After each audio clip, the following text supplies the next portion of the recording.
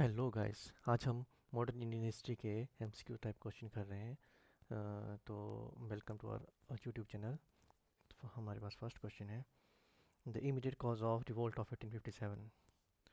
इसके जो ऑप्शंस हैं आप देख सकते हैं। Doctrine of lapse, introduction of Enfield rifles, high land revenues, annexation of Awadh. The right answer is introduction of Enfield rifles. 1857 में हुआ क्या था?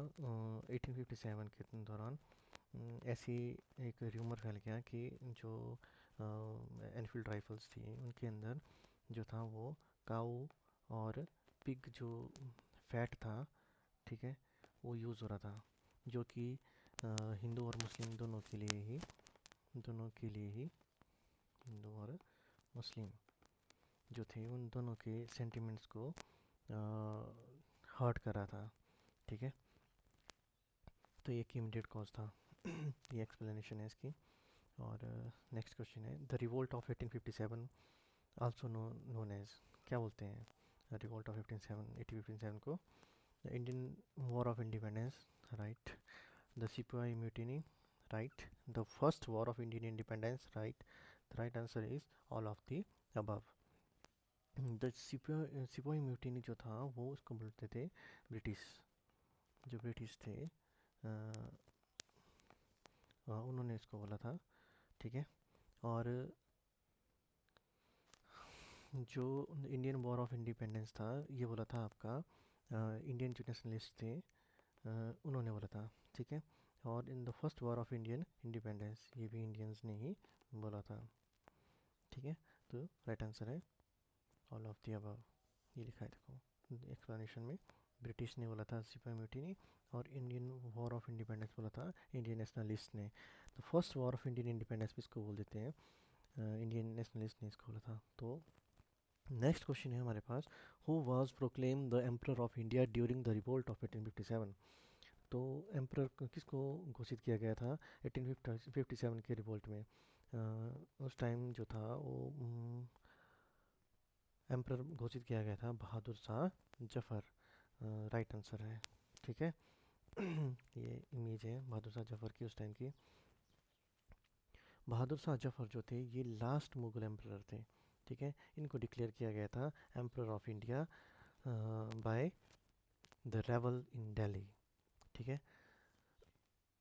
नेक्स्ट क्वेश्चन है, who led the revolt of 1857। किसने लीड किया था 1857 का कानपुर से?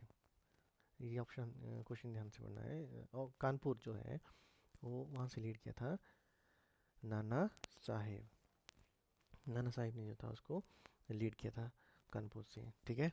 और रानी लक्ष्मीबाई का आपको पता ही होगा, झांसी से किया था, रानी ऑफ झांसी भी बोलते थे इनको, ठीक है। बहादुर शाह जफर जो थे ये खुद दिल्ली से लीड कर रहे थे, ठीक है। और मंगल पांडे आपको पता है सिख सिपाही थे। 1857 में इन्होंने क्या किया था?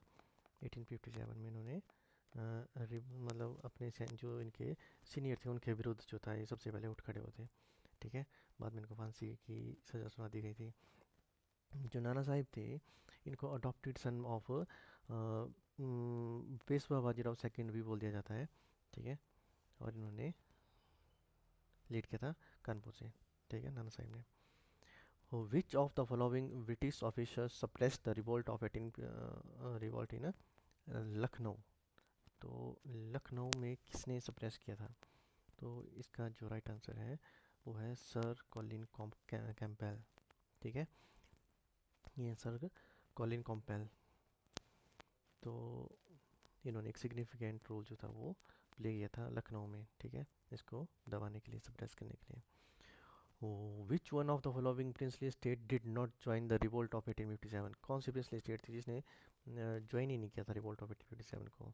इसके बाद हमारे पास इसकी ऑप्शंस हैं। राइट ऑप्शन है हमारे पास हैदराबाद, ठीक है। निज़ाम ऑफ हैदराबाद जो थे इन्होंने ये लॉयल रह गए थे ब्रिटिश अंग्रेज़ों के लिए, और इन्होंने पार्टिसिपेट ही नहीं किया था 1857 में। Who among the following was the first martyr of the revolt of 1857? कौन थे जिन्होंने सबसे पहले शहादत दी थी अपनी? तो आपको पता होगा इनका नाम था मंगल पांडे। ये है Mangal Pandey.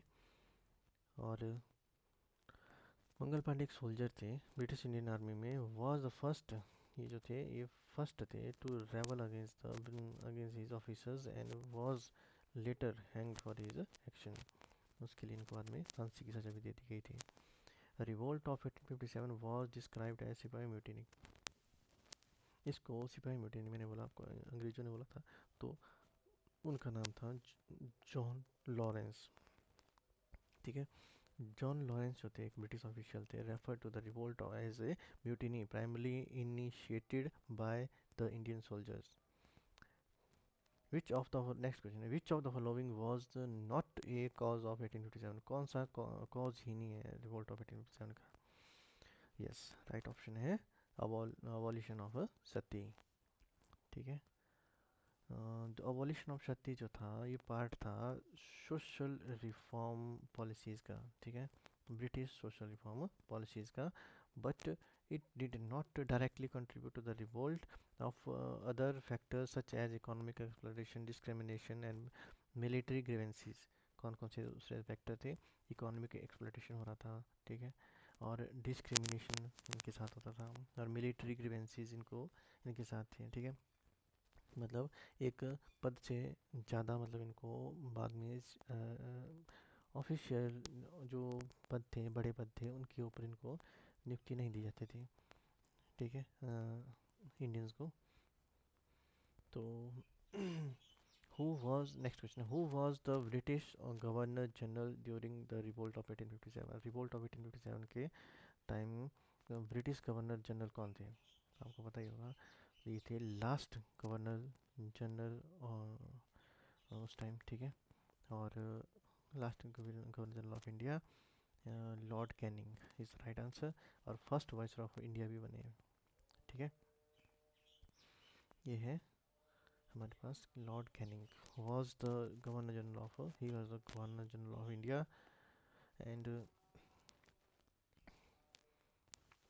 at the time of revolt and often credited with handling the aftermath। इसके साथ ही thank you so much, may God bless you.